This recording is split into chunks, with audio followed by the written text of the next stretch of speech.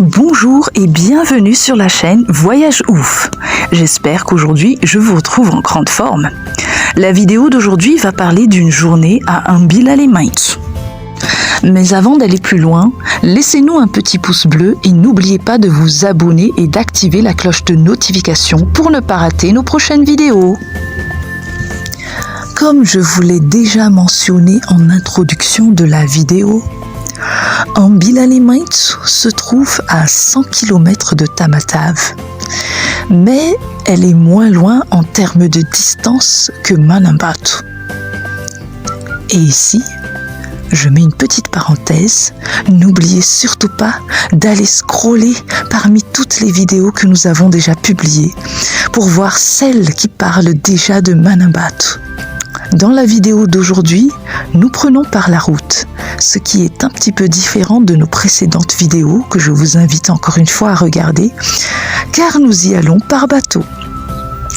Nous avons fait cela car cette fois-ci, nous allons y rester une nuit. Cela nous permettra de mieux apprécier la beauté d'Ambil-les-Mains. Si nous faisons un petit comparatif de l'état de la route entre celle qui mène à Manambatu et celle qui va à Ambil, on peut dire que c'est à peu près la même chose, tout aussi mauvaise.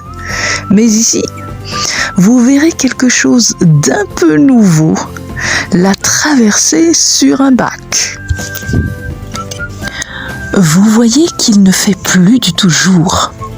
Cela veut dire que nous ne sommes pas encore arrivés à Ambil, qu'il fait déjà nuit noire. Nous allons traverser une rivière avant d'arriver à Ambil. Mais surprise, il n'y a pas de pont. Nous allons donc faire la traversée à l'aide de ce qu'on appelle un bac. Ce sont des grands radeaux de fortune qui permettent aux véhicules et aux voitures de toutes sortes de traverser les rivières et fleuves dépourvus de ponts. Tout d'abord, afin de ne pas alourdir la voiture, nous descendons du véhicule et nous attendons sur le quai. Je dois vous dire que c'est d'autant plus stressant si tout le monde restait à l'intérieur. Ensuite, pour monter sur le bac, c'est aussi par l'intermédiaire de planches de fortune. Et je répète encore, ce ne sont pas du tout, mais alors pas du tout des grosses planches. Donc, il faut vraiment savoir guider les voitures qui montent dessus afin que ces dernières ne tombent pas à l'eau. De même, il faut que le conducteur soit aussi un expert pour savoir dans quelle direction il met ses pneus, surtout en pleine nuit, comme ce qui nous est arrivé. Oh là là, c'est vraiment ultra difficile. Une fois la voiture sur le bac, et les passagers aussi, le bac traverse donc la rivière.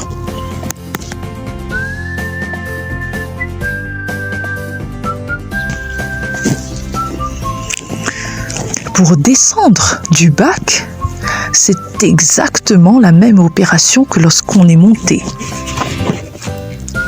Ce sont toujours des planches de fortune toutes minces. Ici encore, il faut guider la voiture pour qu'elle ne tombe pas à l'eau.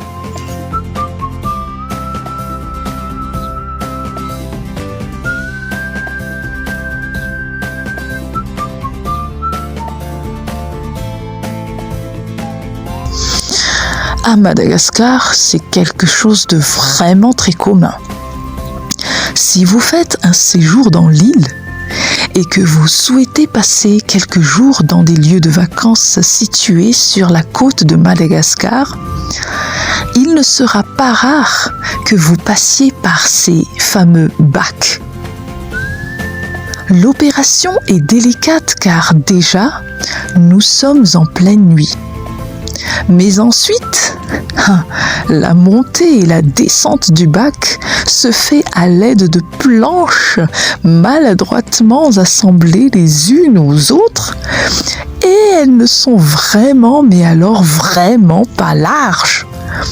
Il faut vraiment être un expert pour guider une voiture et en plus dans le noir.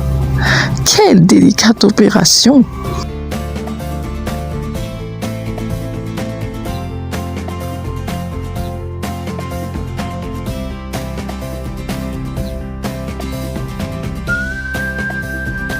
Le chemin qui mène à Mbilalimaitz est semé d'embûches.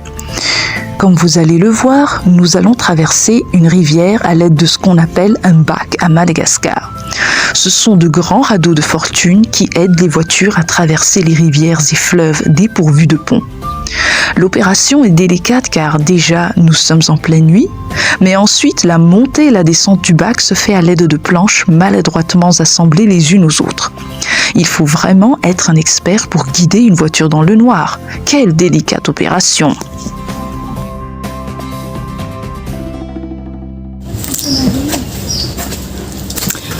Coucou tout le monde. Bonjour. J2 à Mbilalimaitz. Mbilalimaitz, c'est le nom de l'endroit. Oui, c'est le nom. Mbilalimaitz. Ça signifie quoi, Mbilalimaitz? On ne sait pas trop, mais c'est Mbilalimaitz. C'est un nom malgache. Donc, on a grave galéré à venir ici. Ah oui. La route était merdique, de ouf. Genre que j'ai pas pu prendre des vidéos de la route parce que c'était on était arrivé ici vers la nuit. Du coup, on n'a pas assez d'éclairage pour filmer. Mais j'espère pouvoir filmer lorsqu'on va retourner à Tana. Et je vous montrerai dans quel temps on a galéré pour venir ici. Normalement, depuis Manambat à Mbil, normalement il faut prendre un bateau, mais on n'a pas réussi à avoir un bateau, donc on était obligé de prendre le voiture. Du coup, on a des petits apéritifs, je vous montrerai tout à l'heure, des petits apéritifs qu'on a achetés localement. Et Ça, c'est du samosa. Samosa, oui. Au poisson. Samosa au poisson. C'est vraiment du poisson de thon. Et ça, c'est du pain au coco. J'adore ce genre de truc. C'est trop bon. Et ça, c'est, je sais pas trop. Mouf poil. C'est du pain en quelque sorte. Voilà.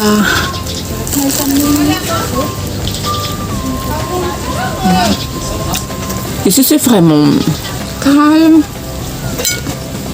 La vue, c'est waouh.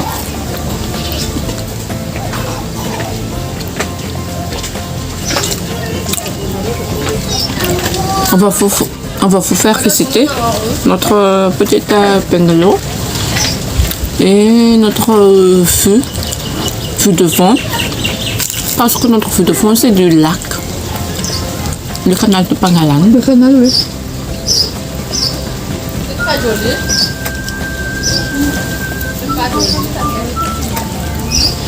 Il y a beaucoup de champs ici. Et vacanciers. Parce que si c'est bien. L'air c'est encore pur. Le temps c'est trop beau. Notre côté, c'est comme de l'autre côté de la ville, on a le lac de Pangalan et de l'autre côté, de l'autre extrémité, on a la mer. Du coup, franchement.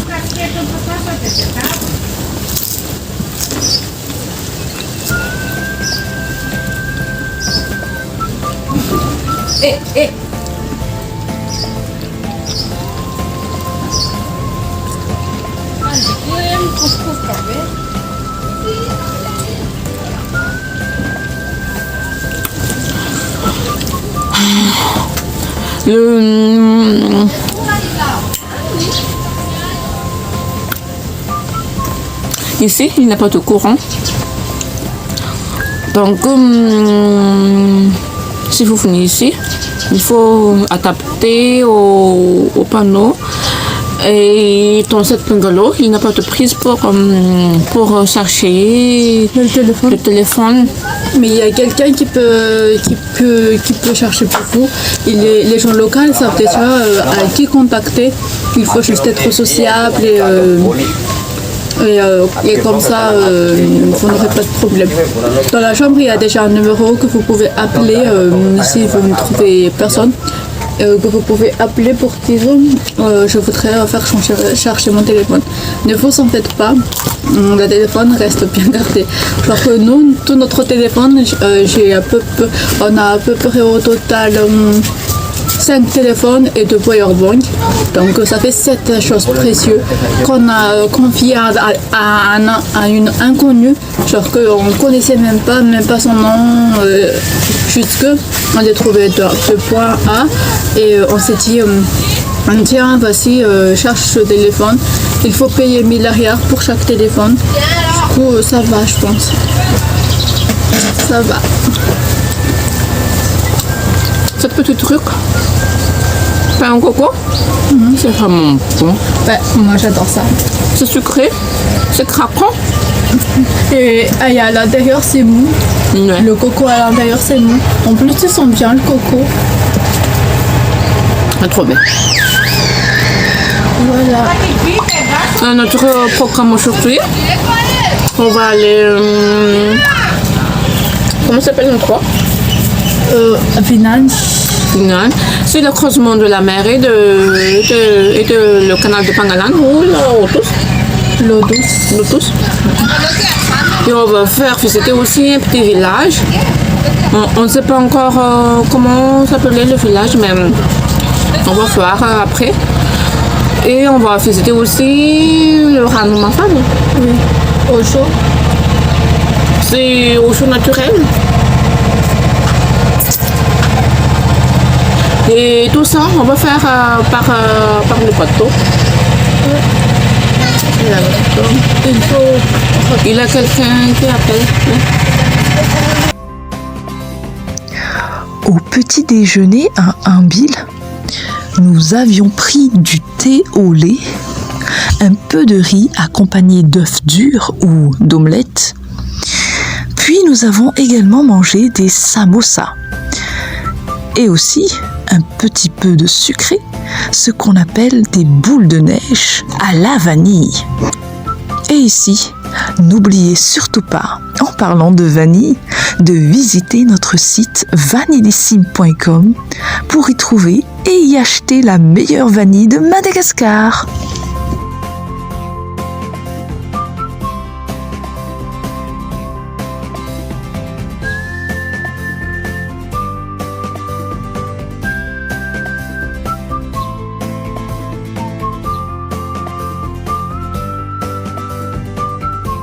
Nous pouvons voir le train passer à 2 pas de notre bungalow. C'est plutôt chouette ça, n'est-ce pas? Vous allez voir que pour le bungalow, c'est le strict minimum que vous avez à l'intérieur.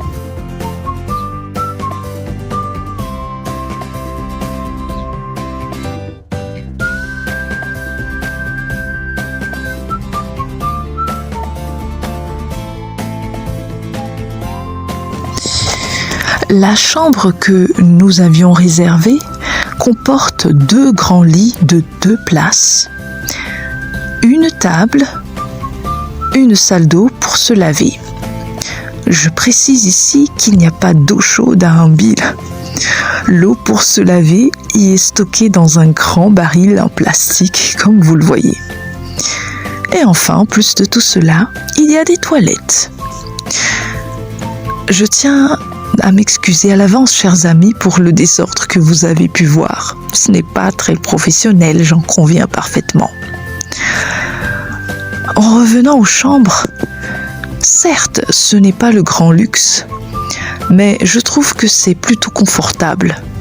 Nous avons tout ce dont nous avons besoin, du moins le strict minimum.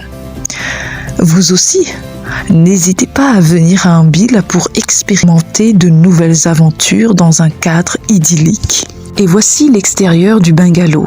C'est joli, n'est-ce pas? Vous voyez le fameux canal des Pengalan. L'hôtel dans lequel nous logeons y a accès directement. Vous pouvez aussi voir qu'à l'extérieur du bungalow, le jardin est magnifique, avec vue sur le canal de Pengalan. Vous voyez également que, vu de l'extérieur, les bungalows sont superbement designés. L'hôtel dans lequel nous logeons s'appelle River Garden. Vous pourrez voir les coordonnées GPS dans la description si ça vous intéresse de loger à cet hôtel lorsque vous passerez à Ambil. C'est vraiment superbe ici et en plus, on a accès directement au canal de Pengalan sans avoir à marcher trop loin à pied. Idéalement situé sur le canal des Pengalan et l'océan Indien, Ambil Alimaints vous séduira par sa beauté et sa tranquillité. Découvrez ce joyau touristique de Madagascar, parfait pour un séjour enchanteur. Ambil Alimaints, littéralement Ambil la verte, est prisé pour sa proximité avec les grandes villes. À environ 100 km de Touromasse et moins de 6 heures de route d'Antananarivo, c'est une destination idéale pour une escapade. Entre les eaux tumultueuses de l'océan et la sérénité du canal des Pengalan, profitez d'un bain rafraîchissant en eau douce. Promenez-vous ensuite le long de la plage pour vous détendre et profiter de quelques heures de soleil, tout en respirant l'air pur et en admirant le paysage. Tout en filmant le magnifique cadre du canal des Pengalan, je m'excuse très sincèrement pour l'image qui se balance. Vous devez sûrement avoir le tournis. C'est que je me retrouve sur la balançoire et je filme par la même occasion. Là, nous allons prendre une vedette pour naviguer un peu sur le canal de Pengalan. J'en profite pour m'excuser également pour le bruit du moteur de la vedette, car ce sont de vieux bateaux. Le paysage sur les rives du canal sont magnifiques, c'est encore tout vert. Au fur et à mesure que nous avançons, la largeur du canal s'agrandit en dimension. Il y a beaucoup d'hôtels qui jonchent le rivage du canal, mais aussi quelques propriétés privées appartenant soit à des vacanciers, mais aussi à la population locale. Le pont que vous voyez là est le pont sur lequel le train passe. C'est un pont qui date déjà depuis longtemps. Ce pont que je vous décris, sur lequel passent les trains, qu'ils viennent de Brickaville ou de Tamatave, est un pont qui a été construit entre les années 20 et les années 30. C'est en effet durant ces années-là que le canal de Pengalan et toutes les infrastructures qui l'entourent ont été érigées. Cependant, il faut savoir que l'ouverture de la circulation sur le canal de Pengalan, qui passe par Ambil Alimaints, n'a été effectuée qu'en 1944. Et pourquoi un pont de train et non pas un pont de voiture ? Parce qu'à l'époque, le moyen de transport le plus courant pour aller à Ambil Alimaints et même jusqu'à Tamatave, ou encore un peu plus vers le sud, à Vatmanj, c'était le train. Le train servait également à transporter les marchandises qui venaient du port de Tamatave jusqu'à Antananarivo, la capitale. Outre le pont, la vue sur les rives du canal de Pengalan sont à couper le souffle. Vous voyez sans doute qu'à certaines parties du canal, il semble un peu plus petit que sur d'autres. C'est du fait de sa construction. Profitez de la vue, les amis!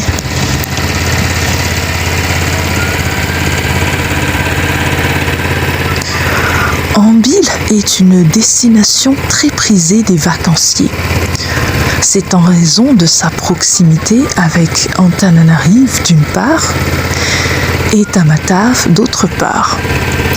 Il ne vous sera donc pas impossible de croiser une connaissance d'Antananarivo, oh, salut voisin, ou même d'autres touristes qui viennent d'autres pays, bien sûr. Le port où nous avions pris le bac, ou encore le quai, lors du périple pour venir à Anbil est tout petit. Ce n'est pas un port comme ce que nous connaissons habituellement, mais c'est juste un tout petit quai de fortune sur lequel toute personne et voiture qui souhaite traverser la rivière attendent patiemment l'embarcation.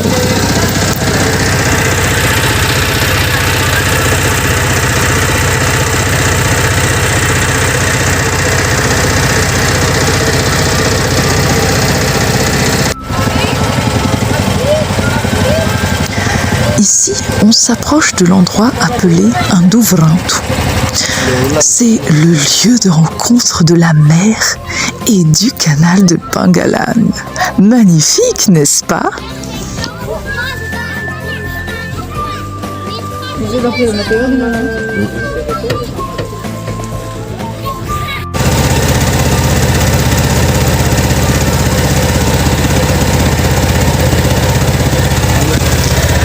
Arrivés à Induvrantu, nous avions fait un pique-nique au milieu des poissons. C'est un cadre idyllique et franchement, ça ouvre l'appétit. Vous ne le voyez peut-être pas sur la vidéo, mais je vais quand même vous parler des plats que nous avons pu commander à Induvrantu. Les classiques asiatiques sont toujours au rendez-vous avec le minsao. Mais aussi, pour plus d'expérience locale, nous avions pris un poulet au coco, accompagné de riz. C'est absolument délicieux. Je vous conseille de ne pas manquer de commander des plats à base de coco lorsque vous voyagez à Madagascar et en particulier sur les côtes. Car c'est l'endroit où poussent les cocotiers et, naturellement, les cocos y sont les meilleurs. Que ce soit donc du poulet au coco, du raftout au coco, et même du poisson au coco. Miam! Ah! Et n'oubliez pas, du riz au coco. Profitez-en les amis, c'est tellement bon. De plus, le coco a de très nombreuses vertus thérapeutiques. Donc, surtout, n'y manquez pas.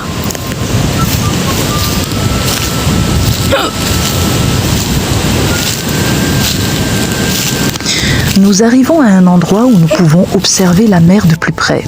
La mer ou plutôt l'océan Indien, puisque nous nous trouvons sur la partie est de l'île. Elle est plutôt agitée à Ambilalemaitsu. Ce n'est donc pas conseillé de s'y baigner, même si vous savez nager. C'est très dangereux, car les courants y sont forts, sans parler des requins, car il n'y a pas de barrière de corail qui protège cette partie de l'océan près du rivage. Je répète, et je n'aurai de cesse de le répéter, mes chers amis, surtout, ne vous baignez pas dans la mer d'Ambilalemaitsu. Elle est vraiment beaucoup trop agitée et les vagues, elles sont trop hautes. Mais encore, les courants sont aussi trop forts. Même des nageurs expérimentés ne devraient pas prendre le risque de s'y aventurer. Nous-mêmes, nous avions préféré le calme du canal de Pengalan, car ça fait vraiment peur, rien qu'en regardant les vagues. Seuls les pêcheurs locaux osent s'y aventurer pour aller pêcher au large. Mais je dois vous dire, très chers amis, que c'est vraiment au risque de leur vie. Beaucoup d'entre eux ne reviennent pas et c'est triste, très triste. Mais c'est comme ça. Et oui, ils doivent risquer leur vie pour se nourrir et aussi nourrir leur famille. Après cette petite balade sur la plage au bord de la mer, nous allons profiter un petit peu du canal de Pengalan. Nous allons nager à un endroit où on peut se baigner, car la mer d'Ambil-les-Maïts n'est pas faite pour s'y baigner. Elle est trop forte. Il vaut mieux le calme du canal de Pengalan. Mais malgré cela, même si nous n'avions pas pu goûter à la mer, nous n'avions certainement pas regretté. Car je dois vous dire que l'eau du canal de Pengalan est vraiment d'un calme olympien. Et surtout, la température était excellente. Elle est super bonne et aussi super propre. Waouh! Ambil-les-Maïts est une merveille de contraste saisissant entre l'océan Indien et le canal des Pengalan. Tandis que l'océan déploie sa puissance avec de gigantesques vagues s'écrasant en impressionnantes éclaboussures, le canal reste d'une tranquillité absolue. Je répète, ne tentez surtout pas de vous baigner dans la mer agitée. Le canal offre une baignade idéale avec des profondeurs variées et une largeur suffisante pour se fatiguer agréablement. Pour profiter de la mer, préférez les promenades pieds nus sur la plage et admirez les frêles pirogues des pêcheurs locaux qui bravent les éléments pour subvenir à leurs besoins. Les plages d'Ambil, vastes et étendues, raviront les amateurs de bronzage, surtout que le soleil est au rendez-vous. Cependant, n'oubliez pas que la région connaît des averses fréquentes en raison de son climat tropical humide. En excursion en bateau sur le canal, il vous fera entrer dans un autre monde hors du temps et exceptionnellement vert. Il est possible d'y rencontrer des animaux endémiques à la Grande Île. À partir d'Ambil-les-Maïts, il est aussi possible d'atteindre le lac Rassouabé ainsi que le village de Manambat par lequel nous étions passés avant de venir ici. Le paysage y est tout simplement grandiose et la population est tout aussi accueillante. Après tout cela, nous avons pu faire un petit détour par Anjan Mofan. Je dois vous dire, mes amis, mais quel cadre! C'est tout simplement magnifique. Comme je l'ai mentionné un peu plus haut, le climat d'Ambil-les-Maïts n'est pas dépourvu de pluie. Ce qui est normal, vu que nous nous trouvons sur la côte. Mais nous avons été très chanceux pour notre journée à Ambil. Merci mon Dieu, nous avons bénéficié du beau temps. Et grâce à cela, nous avons eu l'occasion d'admirer la beauté de la mer et celle du canal de Pengalan. Une occasion pour nous de renouveler l'air dans nos poumons avec de l'air marin. Il a même été possible de longer un peu la plage d'Ambil à pied pour mieux profiter de sa beauté. Malgré les débris de bois jonchés sur le sol, nous avons pu marcher pieds nus sur la plage sans nous blesser et laisser le sable fin venir s'immiscer entre nos doigts de pied. Le sable n'est pas trop chaud, donc on ne risque pas de se brûler les pieds en enlevant nos tongs. Donc, on a préféré aller pieds nus. Je ne sais pas, chers amis, si vous avez déjà eu l'occasion de visiter la région de Tuléar dans le sud-ouest de Madagascar. C'est un paysage qui est plutôt sec, désertique et avec très peu de verdure. Tuléar étant aussi situé au bord de la mer, vous y trouverez des plages de sable blanc à perte de vue. Mais au lieu d'avoir des arbres à ses abords, c'est plutôt un paysage de désolation et de sécheresse. Ce que vous voyez ici, c'est un peu comme ce que je suis en train de vous décrire. Il n'y a pas énormément de choses à voir, mais c'est comme un désert, avec juste un oasis perdu un peu au milieu. Mais comparé à Tuléar, ici les températures sont beaucoup plus fraîches et beaucoup plus agréables. À Tuléar, le soleil tape vraiment fort, justement parce qu'il n'y a pas beaucoup d'arbres et donc très peu de précipitations. Cela n'est pas pour vous faire languir, mes chers amis, mais c'est la vérité. Et puis, ne vous inquiétez donc pas, nous irons visiter Tuléar un jour et nous n'oublierons pas de vous conter dans nos aventures. Restez avec nous, vous ne raterez rien de Madagascar dans toute sa splendeur. Nous avons eu un très beau temps à Mbilalimaitu, ce qui est non pas rare, mais on peut dire qu'on a eu de la chance. Maintenant, nous sommes au fameux site de Ranmafan. Petite parenthèse cependant, il s'agit de Ranmafan à Mbilalimaitu, je tiens à le préciser, et non pas de Ranmafan dans le sud de Madagascar, qui se trouve sur la route menant à Manakar. Car pour ceux d'entre vous qui avaient déjà eu l'opportunité de venir à Madagascar et de prendre le circuit du Sud, vous en aviez certainement déjà entendu parler. Donc, à Ranmafan d'Mbil, nous étions un peu déçus. Pourquoi cela ?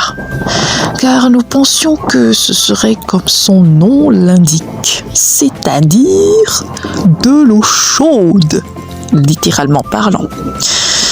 Malheureusement, l'eau n'était pas aussi chaude que cela. À moins que ce ne soit moi. En effet, nous sommes tous différents car pour certaines personnes, une eau chaude peut déjà être qualifiée de telle à seulement 20 degrés Celsius. Tandis que pour d'autres, une eau chaude se rapprocherait plus de la température normale du corps humain, c'est-à-dire 37 degrés 5. Bon, nous ignorons si c'est parce que nous y sommes arrivés que l'après-midi. Ce qui est assez paradoxal car normalement, c'est dans l'après-midi que le soleil réchauffe le plus. Ou alors, peut-être qu'il y a eu une petite pluie fine que nous avions ratée, je ne sais pas. Bon, en tout cas, elle n'était pas chaude et je dois dire que ça m'a un peu déçue. Je n'ai donc pas pu en profiter au maximum. Allez, maintenant, retour à Antananarivo. Et on retraverse le bac que nous avions pris à l'aller. Pour résumer, le petit périple à Mbilalimaitu a quand même été une belle expérience, malgré le fait que nous n'étions arrivés que de nuit, malgré le fait que nous avions traversé un bac de fortune, et malgré la fatigue, nous avions quand même bénéficié d'un temps clément et d'un paysage magnifique. Et tout ça nous a permis de partager avec vous les merveilles d'Mbilalimaitu. Venez donc le visiter, c'est tout simplement à couper le souffle. Cette fois-ci, je vous filme en plein jour la route par laquelle nous avions galéré pour venir ici en pleine nuit et que je n'ai pas pu vous montrer. Sur le chemin du retour, nous avions un peu galéré quand même, pour plusieurs raisons. D'abord, et bien sûr, le mauvais état de la route. Mais ensuite, nous avons eu un temps qui était un petit peu grisounet et avec beaucoup de vent. C'est vraiment ennuyeux parce que la voiture ne peut pas avancer bien vite. Sur certaines portions, nous avançons à rythme de tortue, pratiquement à moins de 20 km à l'heure. Eh ben, il faut aussi faire attention à la voiture, on doit dire. Il ne faut surtout pas risquer de la faire tomber en panne. Si c'est le cas, eh bien, nous serions dans de beaux draps. Quelle est la différence entre Antananarivo et Ambilalemaitso? Elle est vraiment énorme, hein. On commence d'abord par la situation géographique. Antananarivo est située pratiquement au centre de Madagascar. Elle est située aussi sur les hauts plateaux. Antananarivo est donc en altitude et ne se trouve pas en bordure de mer. Il faut par exemple aller jusqu'à Ambil si on veut vraiment voir la mer. Le climat d'Antananarivo est chaud et humide en été, mais la pluviométrie n'y est pas très abondante. Quant au paysage environnemental, c'est assez varié. Mais Antananarivo est dépourvu de sa verdure à cause des durtanet ou encore feux de brousse en français, qui a ravagé toutes les forêts tout autour. Ambilalemaitso, quant à elle, se trouve sur la côte est de Madagascar, légèrement au nord par rapport à Antananarivo. En contraste, à Ambila, on trouve la mer et l'eau douce par la même occasion juste à côté. Le littoral de Madagascar arbore un climat chaud et humide presque toute l'année. Et en particulier sur la côte est, la pluviométrie y est très abondante. Ce qui explique donc que pour la question de l'environnement, c'est vraiment beaucoup plus vert. Donc, Ambil est clairement plus verdoyant qu'Antananarivo. Ce qui manque ici, par contre, ce sont les infrastructures. Avec tous ces marchands autour de la voiture qui nous ont presque envahis, il est un peu difficile de partir sans acheter quelque chose. Alors, nous en avons profité de notre arrêt à Brickaville pour faire le plein de fruits et aussi de quelques produits locaux. C'est une occasion à ne pas manquer parce que Brickaville est aussi un carrefour pour les concessions de fruits aux alentours. Il y a de tous les fruits ici et ça ne s'arrête pas tout au long de l'année. Car à chaque saison, vous avez un ou deux fruits. Ce qui fait que Brickaville ne désemplit pas en termes de fruits. Donc, on peut y trouver de bons fruits et tous frais pour la plupart. Et encore une fois, pas trop cher aussi à Brickaville. Et oui, les amis, notre voiture est remplie de choses. Faisons le plein de vitamines. Vous aussi, lorsque vous passerez par cette petite ville, n'oubliez pas de voir tout ce qu'elle vous propose, de goûter et d'en emporter avec vous.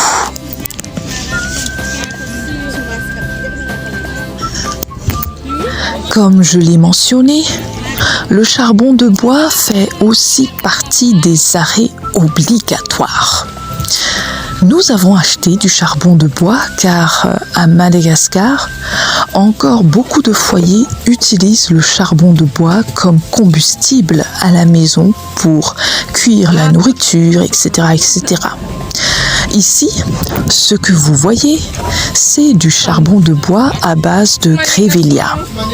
C'est un arbre qui pousse en abondance dans cette partie de la grande île. Ses caractéristiques, c'est qu'il présente des branches assez fines, mais c'est un excellent combustible. Il s'allume facilement et est très résistant. C'est aussi un arbre qu'on peut facilement replanter et qui, très vite, atteint une taille idéale pour en faire du charbon de bois. Nous n'avons donc pas besoin de couper les arbres de la forêt primitive pour avoir du charbon dans cette partie est de Madagascar. Par ailleurs, les sacs que vous voyez sont des sacs de 200 kg. En Antananarivo, les marchands vendent le charbon de bois dans des sacs de 250 kg. Mais lorsque vous vous trouvez sur la côte Est, ces sacs disparaissent pour laisser place aux sacs de 200 kg, un tout petit peu plus petits. Nous mettons juste alors un peu d'herbe sauvage sur le haut de notre sac de charbon pour éviter qu'il ne tombe. Et hop, nous l'embarquons pour Antananarivo.